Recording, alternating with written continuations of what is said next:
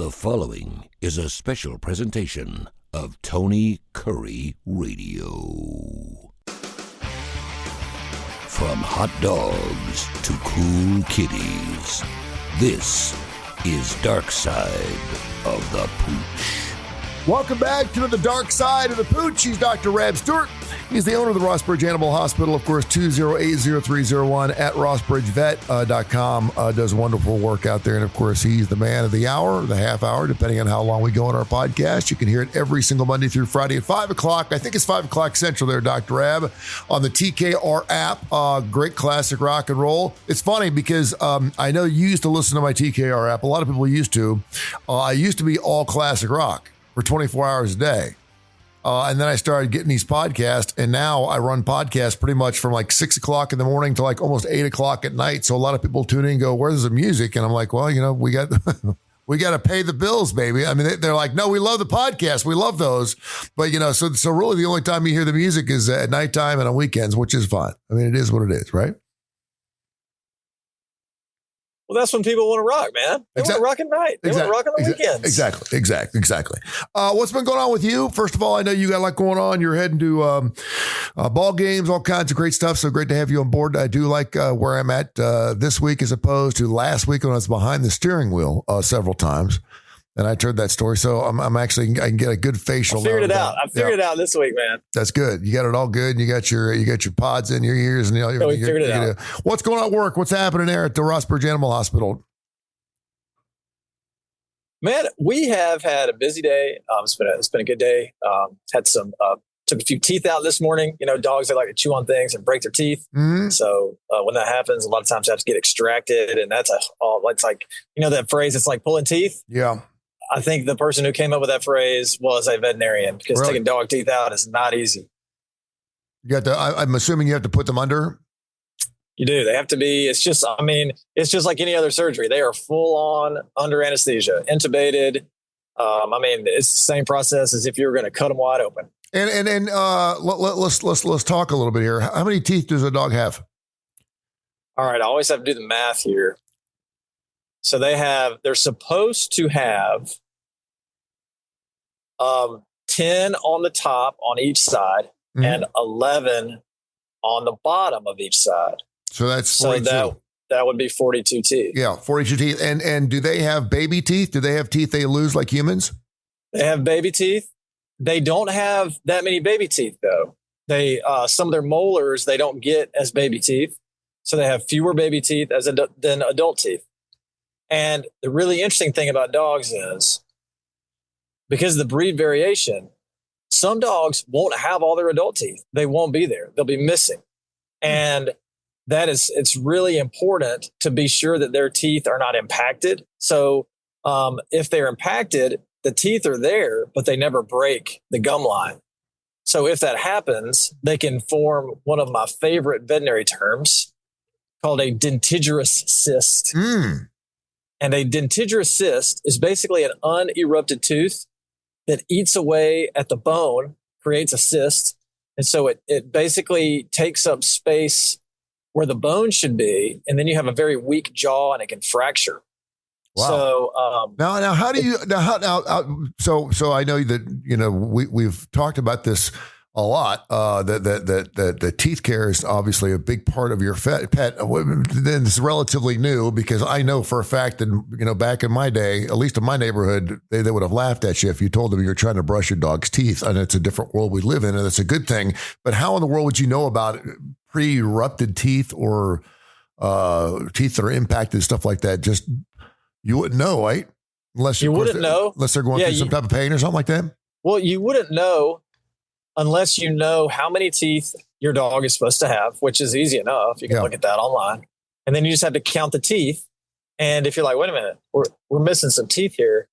Well, that's when, first of all, when you brought them into us, we would know that teeth had not erupted. Yeah. And so then at that point, we would say, all right, well, it'd be in your pet's best interest for us to sedate him or her and do some dental x-rays and be sure that we don't have a tooth root there. Because, I mean, the vast majority of times, if a tooth is not there and it's supposed to be there in a young dog, like in an old dog, I mean, chances are the tooth fell out. You know, if you got like a plus year old dog, Yeah. chances are the tooth just rotted out, from attrition. But if you have a young dog who's over a year old, it should have all of its teeth, and you come in for a wellness visit and it's missing teeth, we're going to want to be sure we x-ray and be sure the tooth is not there. And most of the time it is not. It's just, there was no tooth there. It never developed. It never came in. But every now and then you'll find one that's impacted. And that's when you can get those cysts that we talked about. And those can be pretty dangerous. That's crazy. And I'm glad we got that. It's funny because I know you'll never make anyone feel guilty, but you obviously want to take care of your pets. I was reading an article from Forbes magazine that just came out a couple weeks ago. And of course, they were doing their annual pet care situation where they're now saying like 68%, I think, of American households now have a dog, which is up roughly 11% just in the last 4 or 5 years. COVID really brought a lot of pets into the home, and we're spending more money now, a lot more money, 11 or 12% more than we were just a couple of years ago. When it comes to the billions of dollars we do for our pet care. So it's pretty crazy. And obviously we want to make sure that our pets are happy as we are. And we're spending more time with our pets. I think, I've never realized, it's hard to believe I'm 59 years old and I'm finally figuring this out. I always know that in anything in life, the more you put into it, the more you get out of it. Whether it's a relationship, whether it's a marriage, whether it's with your kids, whether it's with your dog, whatever it is, whether it's a flower, whether it's a craft of yours, the more time you spend on it, the more it's going to give you back. And I just never realized that we always had fat dogs. And my brother, we always called him the Whisperer. He just had this wonderful thing with our dogs. He just really, they would listen to him. And it was because he walked them. He would take them out once or twice a week and would walk them. And you just get that sense of, that empowerment where they listen to him more so than they would listen to anyone else. And now I'm walking my dog every single day. And I'm doing it for a couple of reasons. First of all, I need to get the exercise too. It's really keeping me in better shape from an aerobic and a physical standpoint. But he just is a different dog. He's just a great dog. I mean, he's got just such a routine. And like children, dogs crave discipline. Can you talk a little bit about that? I mean, dogs always want to make us happy, but they're like children. They crave to be mentored and to be disciplined. Well, first of all, I'm going to go back to what you started saying. This is the best 59-year-old man on the planet. Best looking 59-year-old man on the planet. Yeah. Tony Kurre. Yeah, you're sweet. Holy cow. 59. That's unbelievable. Yeah. So yeah, I mean, the dogs, they want to create a bond with their owner, just like owners want to create a bond with the dog. They need love and attention. And that's where the trust comes in. And anything that you can do, like my dog loves me because I'm the one that feeds it. Mm-hmm. I'm the one that feeds it 80% of the time, so it loves me. Now, I don't spend a lot of time with him because I'm not home a lot. Yeah. I'm at work a lot. And then like I'm doing right now, I'm going to my kid's baseball game. So I'm not home a lot. So he loves my wife and my kids because they're at home. They get home at, 3 or 4 in the afternoon and they're with him for hours longer than I am. So he loves them because of the time they spend. But that's, if you're just getting a dog or if you're like a young person out there and you want a dog to like you, feed it. Mm-hmm. The dog is going to love you more than anyone else in the house. You can almost ignore it the rest of the time that you're there. Feed it and the dog will love you. Yeah, and that's true. I mean, it really is. And, I got to the point where there would be times when I would come home, I went through a divorce. I went through all these different things in the middle of and he was it. He was always there for me. But there were some nights where I felt like even he was needy. All he wanted me was he would not leave me alone. He wanted me, the dog, he kept getting underneath my hand and pushing my hand up with his nose, trying to get me to pet him, would not leave me alone until I'd either let him out or feed him.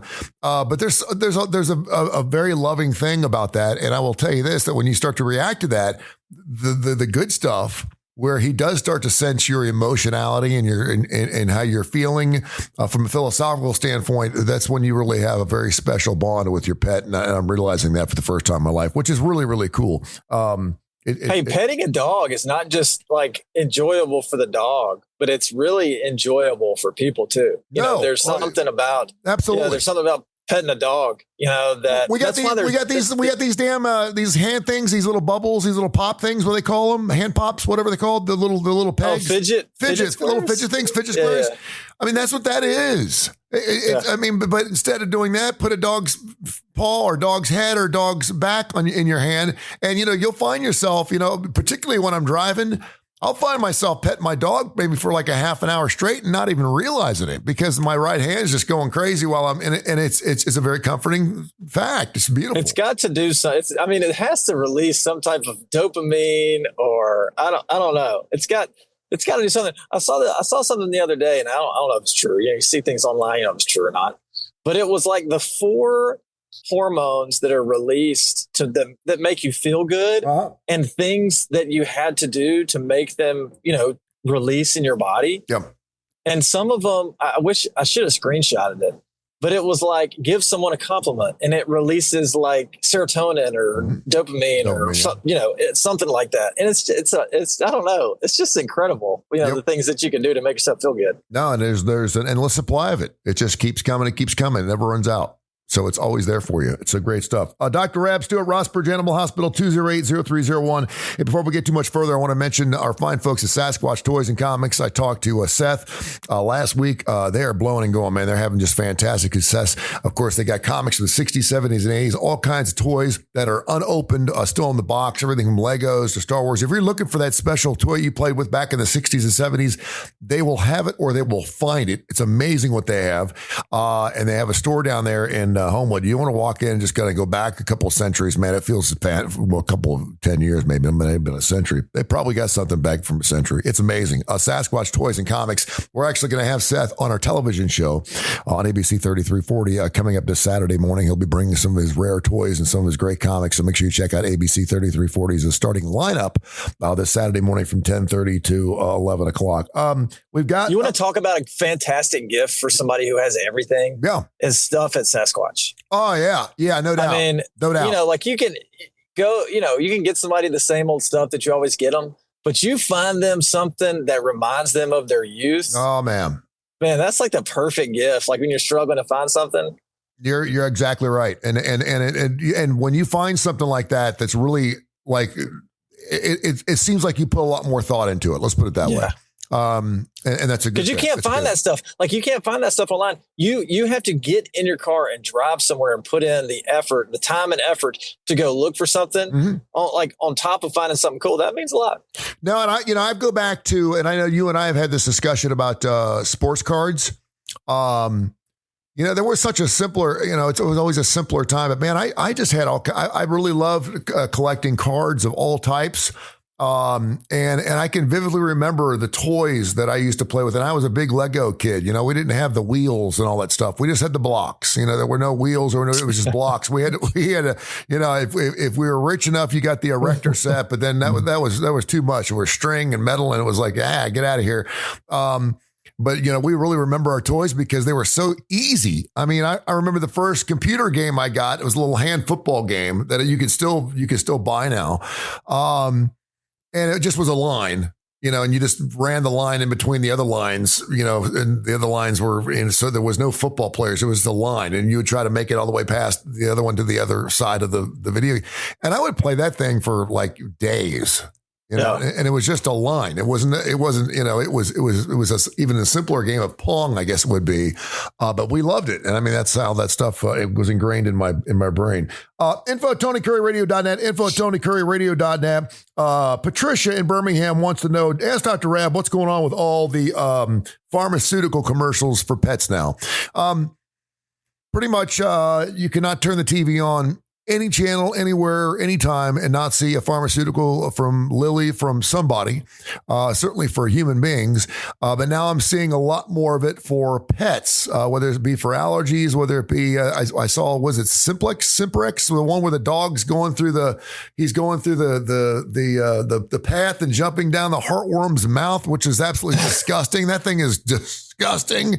Then he comes out its ass. I mean, and he's running in between the ticks. I don't know. Was it Simprex, whatever? I think maybe it's a Simparica. A Simparica. Oh my God! Yeah. It jumps right down the heart. Yeah, the parasite. Yeah, the parasite came on the commercial. Yeah, it is really nasty. And it comes flying out its ass. And I'm thinking that dog needs a bath.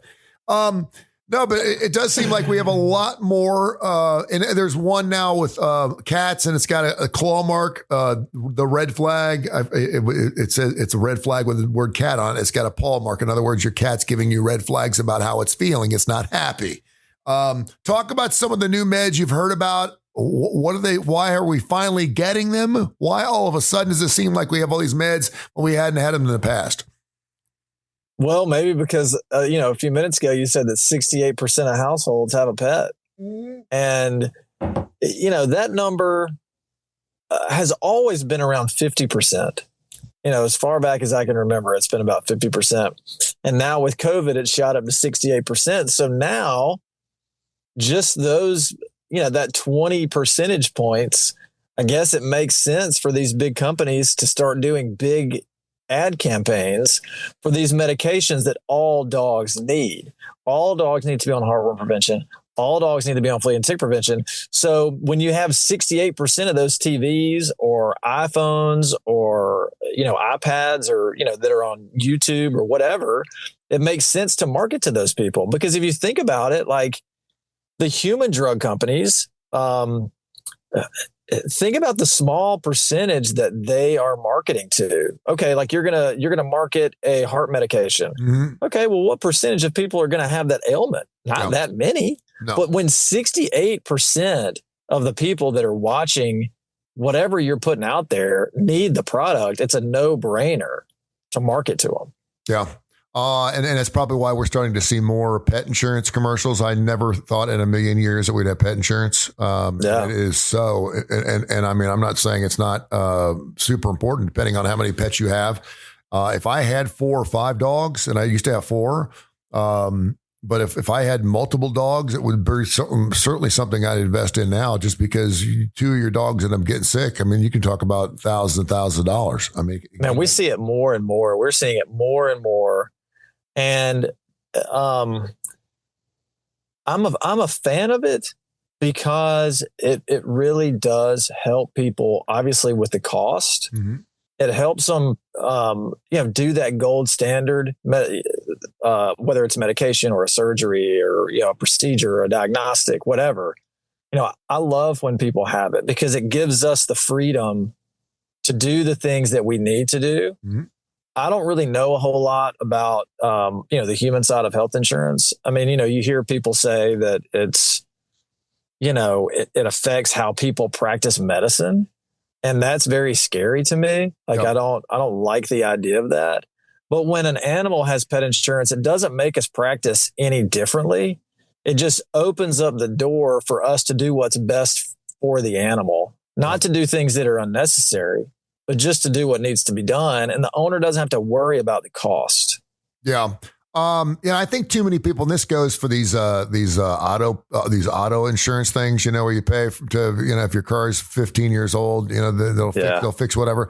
I think too many people go into things like that, thinking they're going to have an issue. It's no doubt they're going to have an issue, and they just don't want to have to pay for it, and they want to make sure they have their wheels. And so it's almost like they feel like they're going to make a deal. It's the reason why these insurance companies are doing so well. It's because you're going to pay a lot more into it than you're going to get back out of it, no doubt. And you should hope that if you have insurance for your pet, you don't even ever remotely need it, because that means your pet is healthy, and that's good. And that's certainly something. That's why we have insurance. I went 3 years without insurance.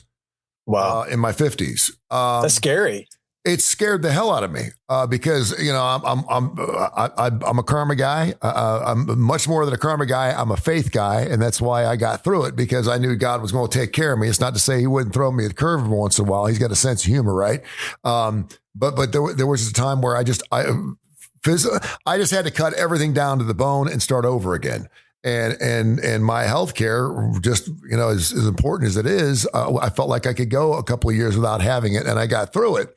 But yeah, that's something that it's because I know a lot of people don't have it. But that's kind of scary. So certainly something I want to look at my dogs. Info at Tony Curry Radio Night. Info at TonyCurryRadio.net. My son was playing with a buddy he has at school the other day, and they're getting ready for summer vacation. And he told me his name's Kevin. This is Xavier, my special needs boy, and told me that Kevin had rabies. And I started laughing, and I said, because my son thinks he's a train. And so I said, do you think he has rabies because he's a dog? He said, no, he told me he has rabies. And I said, he got rabies from another animal. He said, yeah, he got bitten by a dog or something. And he has rabies. Can you please clarify what the hell he's talking about? Well, I don't think he has rabies. Rabies is fatal if it goes untreated. And just because you're bitten by a dog doesn't mean you have rabies. You obviously have to be bitten by an animal that has rabies to get rabies. And if you're bitten by something that's wild, you want to try to bring that animal in, correct?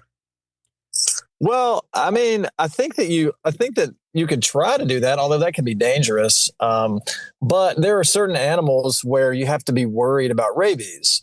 You have to be worried about rabies with skunks and foxes and bats and dogs and cats. Raccoons? What was that? Say that one more time. Raccoons and possums? Yeah, raccoons. Okay. Not so much possums. I don't know that possums carry it. That'd be something I would need to look into. Never heard that possums have it. But if you're bitten by one of those animals, you probably just want to go ahead and do the post-exposure vaccines, and obviously don't take a chance. Yeah. But you'd have to catch the animal, kill the animal, submit the brain for testing, to know if it has rabies or not. And so the myth growing up, this goes all the way back to Ozzy Osbourne biting the head off the bat, was that these shots that you get are incredibly painful and they go straight in your stomach and they go over the course of months and months and months. True or no? Well, the old way, yes, but now they've advanced the post-exposure. I've never had to have it. I have known people that have had to have it a little more recently, like in the past few years. And from what I heard from them, it's fewer injections. They're less painful. I don't think they go into your abdomen anymore. So you still don't want to have to deal with it, but it's not like it used to be. Yeah.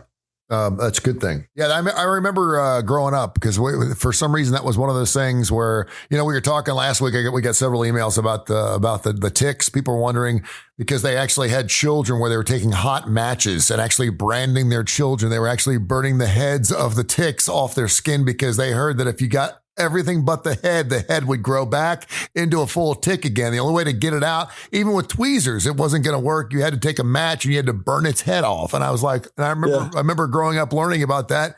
While we stuck M80s underneath our gym shoes and tried to blow our feet off and did crazy things like that. So, anything else interesting going on at the shop? Oh, I mean, we had a dog that, potentially has a really serious condition of either immune-mediated hemolytic anemia or leukemia. Okay, what was the first thing and how did they get the second? So the first one is an immune-mediated disease where your body attacks itself and it makes you anemic. So your immune system attacks your red blood cells because your body puts a little marker on them and your immune system then sees them as foreign. Okay. So the body will break them down, or it could have leukemia. It's seeing an internal medicine specialist right now to try to differentiate between the two because they can look very similar. Leukemia is a cancer that can affect red and white blood cells. So basically, the way that these owners knew something was wrong with the dog was that it was not eating well. It was pretty lethargic, but they noticed that the gum color on the dog was very pale. An animal, dog or cat, their gum color should be, pink, like bubblegum pink. Mm-hmm. And so these owners, they looked at their dog's gums and they were very pale. And so they knew right away there was something wrong. So that's a really good way to figure out if your dog, if your dog's not doing well, if it's lethargic, not wanting to eat, then that can be an indicator if their gums are pale. Okay. That they're anemic. And this reminds me, and then I'll let you go. we were just talking about, us spending a lot of money on our pets and the fact that a lot more people now own pets. According to Forbes, 67% of all households now have a pet. It's up like 55% from just like 5 or 6 years ago, 10 years ago, whatever it was. We've certainly seen human medicine jump. And that's because we have scientists and we pour billions and billions of dollars into pharmaceuticals and all kinds of different things. We still don't have a cure for cancer, and there's things we're still working on. But it is amazing that it used to be. I mean, even my shoulder surgery I went into last December. I can remember 10 years ago when you had this same surgery on your rotator cuff, you'd have to wear a sling for 6 months and you couldn't use it and you couldn't raise it above your head. And now, 3 hours after I'm done using the thing. So they've progressed with the knowledge and the technique of how to make us feel better and get better. From a pet standpoint, from an animal standpoint, have you seen an increase in that just over the last few years because of the ownership? It seems like we're spending so much more time and money into our pets than we've ever done. Have you seen those influences? Oh yeah. We can definitely make animals live longer now for sure. Now, at the same time, I think that there are things just like in people that we're exposed to that could, potentially limit their life. So for example, there's a medication that we give for allergies that is a known cancer-causing drug. Okay. And, but the pets, in the past, they would suffer with this for their whole life and they wouldn't die from it, but they would be miserable. They would live longer and be miserable. Well, now we have these medications that can, vastly improve their quality of life, but it may shorten their life. Okay. So, those are two things that you have to balance out. Yeah. Next door neighbor, when I first moved here, gosh, Lee, I can't believe it's 2.5, 3 years ago. She had what I said, 7 dogs, 6 or 7 dogs. You've seen their dogs as they've come to see you. They actually had several put down. She just got herself a puppy Chihuahua last week. So now she's got 3 dogs. So now she'll have 4. Which is fine. The less barking, the better. But all of her dogs have been strays, and she's been a sweetheart that she's taken these dogs in. But she's finally got a dog that she actually wanted, in a Chihuahua. Can you give me any types of fun facts or any information about a Chihuahua that I could throw her away? Because I'm going to see her probably here in about a half an hour. A breed standard for Chihuahuas is like an open fontanelle in their head that never closes, so they always have a little hole in the top of their head. Really? Yeah, most of them do. Most of them. How about that? An open fontanelle. Okay. You got it. Fontanelle. Tell people how they can find you, my man. You call us 208-0301. You can find us on Facebook. Find us online, rossbridgevet.com. Always brought to you by Sasquatch Toys and Comics down in Homewood. Thank you, sir. Appreciate you. Thanks, buddy. This has been a special presentation of Tony Kurre Radio.